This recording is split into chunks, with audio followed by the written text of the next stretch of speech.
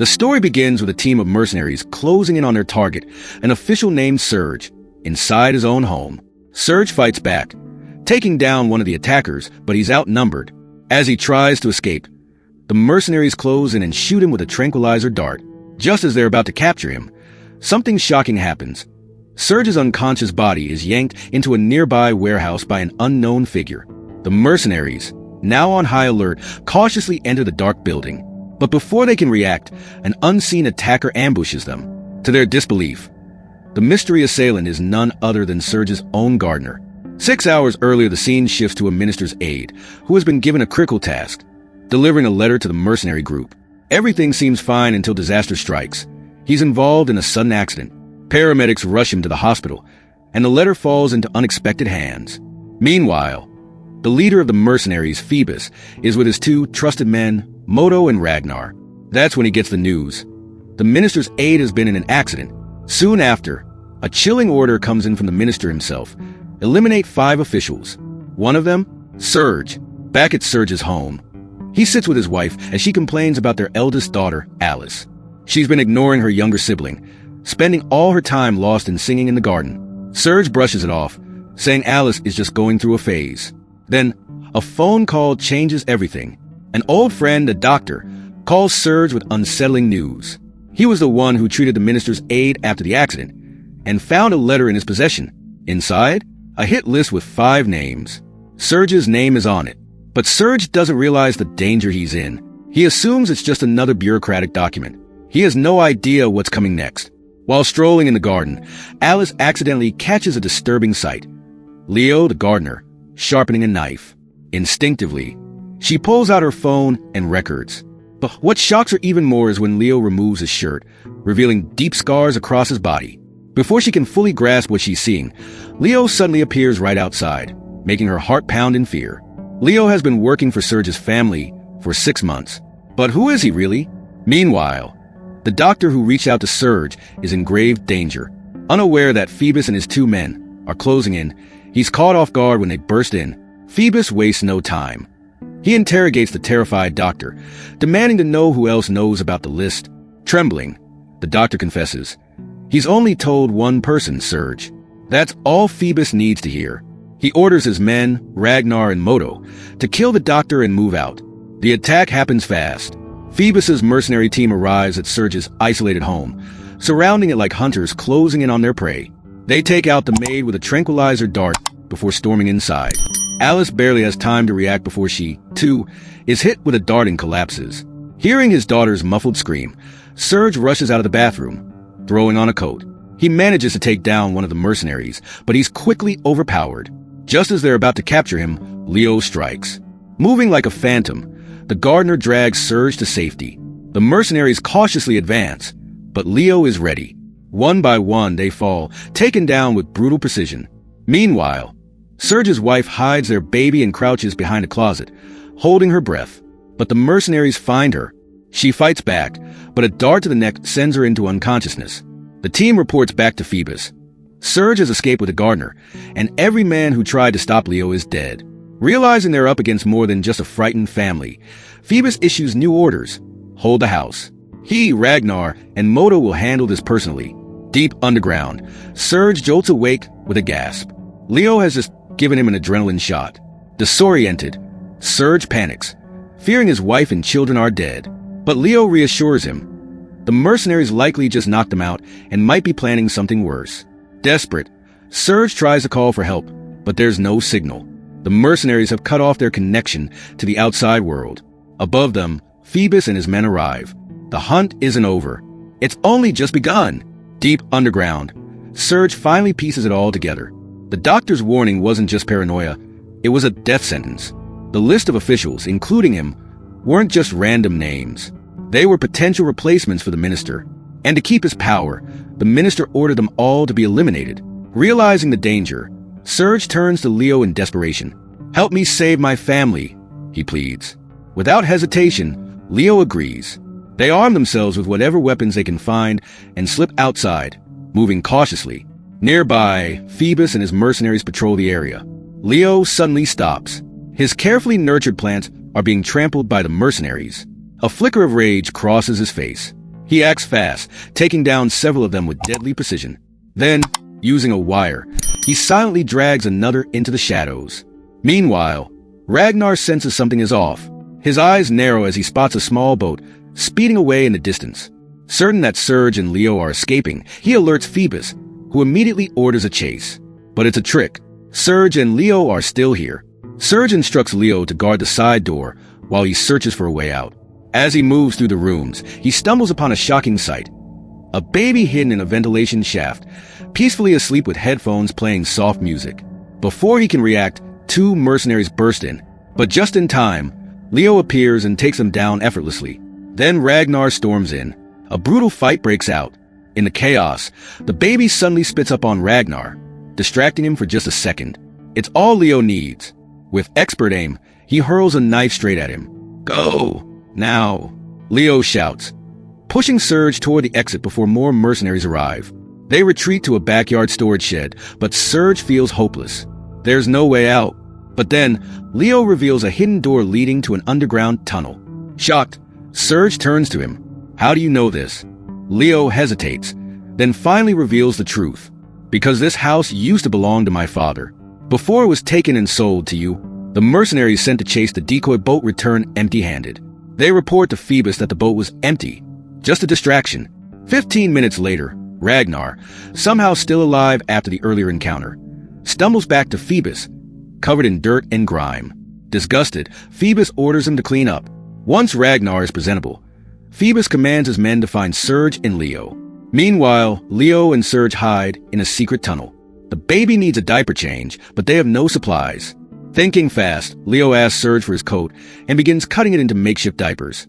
As Leo works, Serge changes into an old uniform stored in the tunnel since 1943. Only after putting it on does he realize it's a Nazi officer's uniform.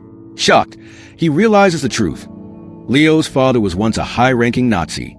Night falls. Serge's wife and Alice regain consciousness, but the maid is still under the tranquilizer's effect. Phoebus and Ragnar confront them, demanding to know who the gardener really is. Scared, Alice reveals Leo's real name. Ragnar immediately searches online but finds nothing. Leo's records are classified by the government. He is no ordinary man. Hours later, one of Phoebus' mercenaries finds a hidden tunnel. Phoebus inspects it and is convinced Serge and Leo are inside. He orders Moto, his ruthless bald enforcer, to lead the charge and flush them out. Inside the tunnel, Serge demands answers. "Who are you really?" Leo simply replies, "Just a gardener who loves plants." Before they can say more, Leo realizes Phoebus' men have found their hiding place. He tells Serge to protect the baby while he prepares for a fight. When the mercenaries storm in, a brutal battle erupts. Leo holds his own but ends up facing Moto in a fierce one-on-one fight. Serge tries to help but accidentally shoots Leo with a tranquilizer dart. As Leo stumbles, Moto moves in to kill Serge. But with the last of his strength, Leo attacks, saving Serge in the nick of time. After knocking Moto down, Leo injects himself with adrenaline to fight off the tranquilizer's effects. He then urges Serge to hurry toward the tunnel's exit, which leads into the forest. Meanwhile, despite his injuries, Moto drags himself back to Phoebus. He warns him that the gardener they just fought is no ordinary man. He's highly skilled and likely a trained operative. The scene shifts to Serge and Leo, now deep in the forest. Serge, still in shock, asks Leo once again, "Who is he really?" With no way out, Leo finally confesses. He was once part of Germany's special forces, raised among Nazi soldiers. His father, a ruthless Nazi colonel, was a cruel man, but they were never close. Serge is stunned. The gardener he had dismissed as just another hired hand is not only a deadly operative, but also the son of a high-ranking Nazi officer. Curious, he asks why Leo and his father were never close. Leo's answer is chilling. His father was a monster who even murdered Leo's own mother. Back at the house, Moto and Ragnar fire shots into the air under Phoebus' orders. The message is clear: surrender or face the consequences. Serge and Leo hear the gunfire and quickly radio Phoebus. But Phoebus doesn't negotiate. He coldly tells them that every 15 minutes, one of Serge's family members will be executed unless they surrender. Inside the house, Serge's maid regains consciousness, disoriented and terrified. She assumes the mercenaries are just robbers and starts telling them where Serge keeps his money and valuables. Phoebus ignores her and repeats his threat to Serge. If they don't surrender, his family will die one by one. Panicked, The maid blurts out that she isn't part of Serge's family, hoping to save herself. But her plea only annoys Phoebus. Without a second thought, he drags her outside and shoots her dead. Then, over the radio, he delivers a chilling update. Only Serge's wife and daughter remain. Serge is trapped. He can't let his family die. Desperate, he injects himself with adrenaline and tells Leo they have to go back. He pictures himself storming into the house, taking down Phoebus and his men in a blaze of fury. But it's all in his head. In reality, Serge is still frozen, standing beside Leo, paralyzed by fear. Ragnar rushes to Moto with shocking news. He has uncovered classified information about Leo's real identity. Both men are stunned by the revelation. Wasting no time, Moto informs Phoebus, who decides to verify the data himself. But when he sees the truth about Leo, Phoebus remains unfazed. Instead, he coldly orders Ragnar to guard the perimeter. As Ragnar patrols the garden, Leo suddenly appears, carrying a baby. The weight of the child slows him down, making it difficult to fight. Ragnar raises his weapon, ready to strike. But before he can pull the trigger, Serge emerges from the shadows and takes Ragnar down. With Ragnar out of the way, Serge and Leo push forward toward Phoebus. Leo confronts Phoebus, challenging him to a fight. No weapons, no escape. A battle to the death. Phoebus smirks and accepts, revealing a long-buried secret. He and Leo were once part of the same elite special forces unit. Unlike Phoebus, Leo was admired and respected by their comrades. Phoebus, consumed by jealousy, had always lived in Leo's shadow. The fight begins. Blow after blow, Leo overpowers Phoebus, forcing him into a corner. Victory seems certain. But just as Leo prepares to land the final strike, Phoebus pulls a hidden pistol from his boot and aims it at Leo's chest. Leo freezes, realizing there's no way out. Then a gunshot. Phoebus staggers, eyes wide with shock, and collapses. The shot came from Moto. He has betrayed his leader. Leo swiftly moves in and finishes off Phoebus for good. After the dust settles, Leo turns to Moto. "Why?" he asks. Moto sighs. "Because I've always respected you more. You trained me. You saved my life more times than I can count." It turns out Moto was once Leo's subordinate, and deep down, he had never forgotten the debt he owed him. With the fight over, Serge invites Leo to leave with his family and start fresh in the city. But Leo refuses. He chooses to stay behind, tending to the garden and cleaning up the battlefield's remains. Serge and his family don't argue. Instead, they thank Leo for saving their lives. As a final token of gratitude, Serge offers Leo the house. 30 minutes later, the focus shifts to Serge's family as they drive toward the city. Meanwhile, Leo, still tidying up the garden, suddenly notices something chilling. Phoebus's body is gone. That can only mean one thing. He's still alive and after Serge's family. Without wasting a second, Leo jumps onto a motorcycle and takes a shortcut through the forest to catch up. His fears are confirmed when he spots Phoebus closing in on them, triggering a high-speed chase. Phoebus almost forces Serge's car to stop, but Serge skillfully swerves at the last moment. Desperate, Phoebus fires several shots. Just as things seem hopeless, Leo arrives and slams into Phoebus, knocking him off his motorcycle. But when Leo checks the wreck, Phoebus is nowhere to be found. Then, out of nowhere, Phoebus appears, gun aimed straight at Leo. Before he can pull the trigger, Serge steps out of the car and challenges him to a fight. Distracted for just a second, Phoebus lets his guard down, long enough for Leo to strike the final blow, ending him once and for all. Days later, the news reports that the corrupt minister who hired the mercenaries has been arrested. Peace seems to return. Leo, back in his element, trims the plants in the garden, finally at ease. But just as he exhales in relief, bang! A gunshot rings out. The screen fades to black. Moral of the story?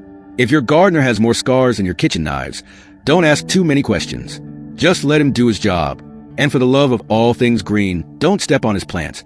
Angry gardeners are more dangerous than hired killers.